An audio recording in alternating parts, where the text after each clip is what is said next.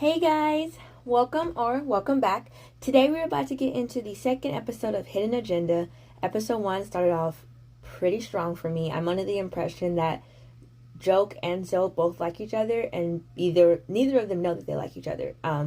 But for Zo, the crush has moved on, kind of, sort of, not really, and so now he's into Nita, but also into Joke. But we're gonna see what happens with it. I'm not gonna put any pressure on them, but okay. But if you're watching this on YouTube, it's going to be my cut reaction, and you can get the full reaction on Patreon. And yeah, that's all for me. Without further ado, let's get into it. What is happening right now? Like his light, literally, I saw bright, happy, practice, like really engaged. He turned his head, his light went off, and he went back to dark, brooding. Guys, I cannot be the only one singing this. I'm sorry. Someone else has got to be singing this with me. Someone else is singing this with me.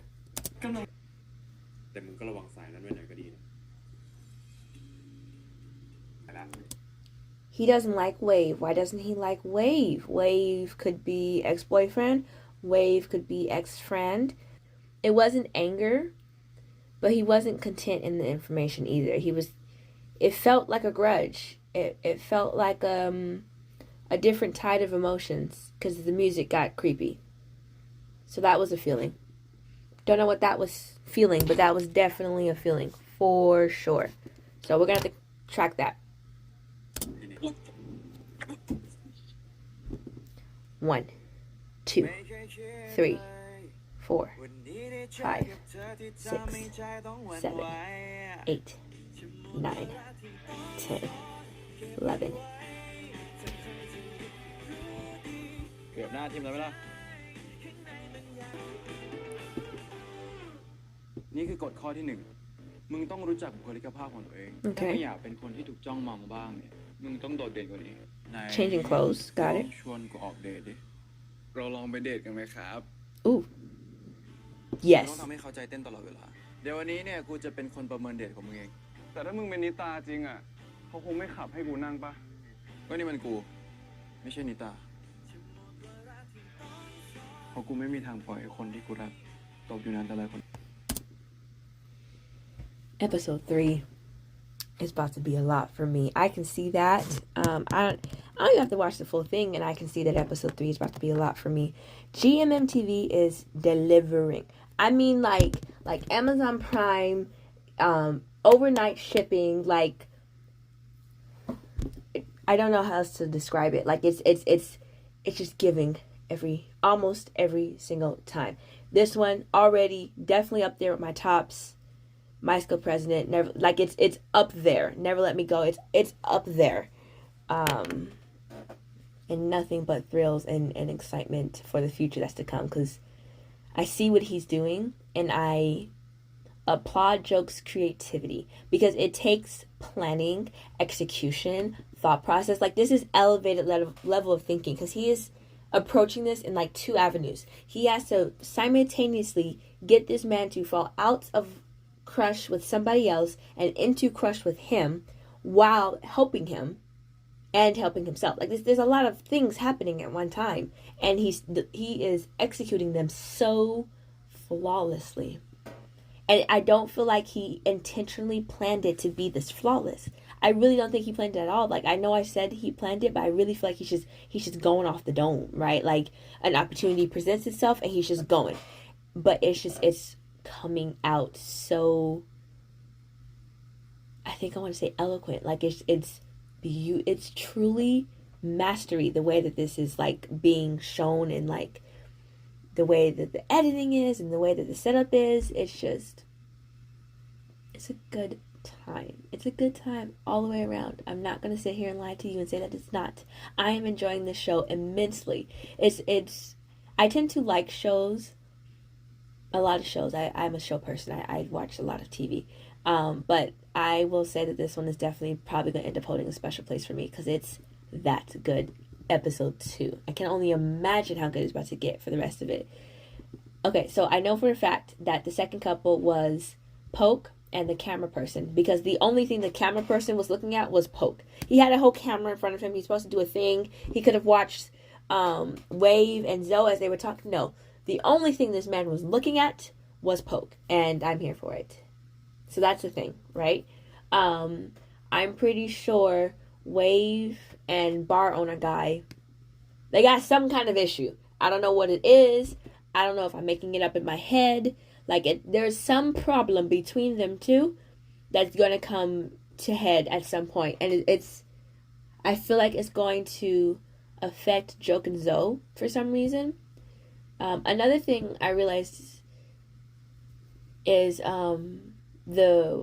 so Joke was like, I've already started helping you with Nita, right? And so at first I was kind of like, when did you do that, sir? I was watching this whole hour, none of that happened. But it did. Because Nita saw Zoe fight for his friend, right? There's very little things more attractive than confidence and loyalty, right? So we saw that. We saw them debate each other, right? They had that going on.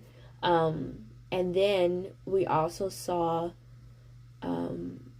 a lot of times I think that when you're introducing new people to other people, if the person introducing them is your friend, like your true friend, you feel safer with them as a premise, kind of, just because your friend knows them. So I feel like that's part of it as well.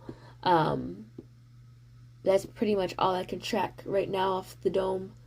If you guys saw any other moments where he's already been helping Zoe, where Joke has already been helping Zoe with Nita, let me know down in the comments below. You know I'd love to have that kind of chat. Let's talk about it. Okay, favorite episode. First of all, let's first discuss how this man kept falling and them having 13-second staring contest / long hug moments, right? Because I mean, the man is clumsy. He fell in the debate room. He fell outside. I can't remember if he fell anywhere else, but that was 13. I counted it that second time. I didn't even start when it first happened. So it was at least 11 seconds the second time. I know for a fact it was at least 13 seconds the first time. Y'all just chilling. Just lean with it and we're rocking with it. That's what's happening right now. And I'm here for it. I love it all. 13 seconds and I'm not going to get back and I'm not upset. And eventually I think these 13 seconds are going to turn into more. So right now they're just like staring contest, and then like Zoe gets himself up. He needs a second to collect himself, and then he just says something to Joke. This is literally verbatim how it happens. Zoe trips. Joke catches. 13 second staring contest. Zoe gets back up. It's like a moment of pause or like a hesitant speech, and then he says something, and then Joke's like, "That's what we're doing. Okay, great." And then they keep it pushing because Zoe is not addressing it. I know it's happening. You know it's happening. Joke and Zoe know it's happening, but Zoe refuses to address it. So until Zoe addresses it, we're all going to pretend like it's not happening because there's nothing we can do about it. And that's pretty much all there is to say on that. Let's see what else.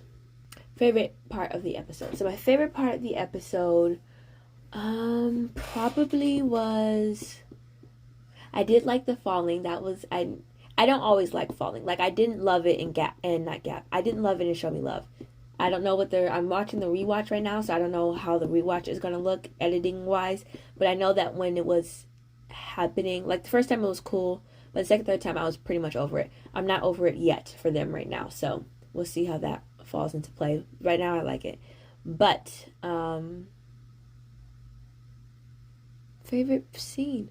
I like that. I don't know if it's a favorite scene, but I like that Joke keeps trying to feed Zoe. Like, the man, he's clearly a caretaker. You know how everybody has their thing, and how they express like or love or anything like that. So I think that Joke is clearly a caretaker. He keeps trying to feed Zoe, take care of Zoe, drop him off, do this favor for him. Like, it's a whole thing for Joke. So I think I like that aspect of it. But I'm really having issues with this. Oh, okay. I think the debate's going to be my favorite part of the episode, just because that volley back and forth was so fun. Because we know exactly what Joke is talking about, right? And we know an idea of what Zoe was talking about, but the back and forth I think was fun to watch because they were debating, but they were really talking to each other. But here's my issue, right? Technically, I think this qualifies as a hidden agenda the way that Zoe is approaching Nita. Because even though it's not like the agenda of him liking her isn't a hidden part, the hidden part is how he's approaching her, right? Because that's technically a secret. That is a thing. Because I like Joke's definition of a hidden agenda. It's a secret. And so that is technically a thing that he is not going to tell Nina as they first start. He's not going to do that. He's not going to tell her. And so technically that falls under the premise of a hidden agenda. So I know in a debate you have to just take your side and defend your side regardless of if you truly favor that side or not.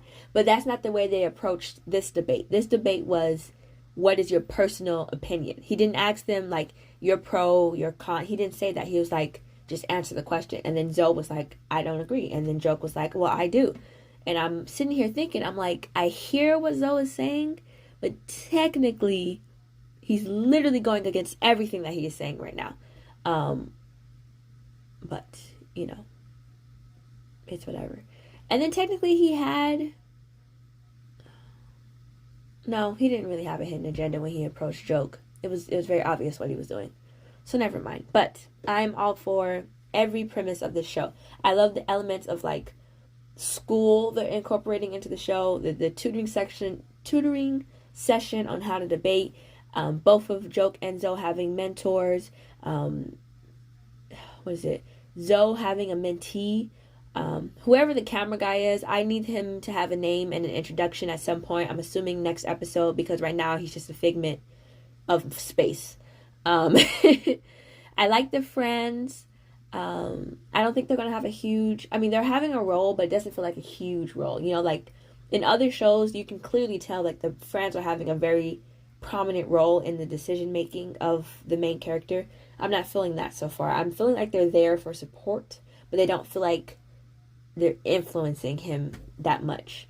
Because like what show does it really well? Until We Meet Again, the friends are clearly involved in like a lot of the decision making process. Between Us, same thing, made by the same people obviously, but this is the same concept. My School President, friends were not involved necessarily in then how they got together, but heavily involved in each other's lives. So, well, actually, Tin's best friend was heavily involved in how he got with Gunn. So never mind, I take that back. But Gunn's friends weren't involved, but they were still heavily involved in like his day-to-day life at the school. Yeah, that's all I got right now. But that was my favorite scene. I would love to hear about your favorite scene down in the comments below. What are your predictions? How do you think this is going to run? Anything and everything about Hidden Agenda down in the comments below. Let's chat. That's all for me. Thank you for watching. I hope you enjoyed this video, and I'll see you guys next time.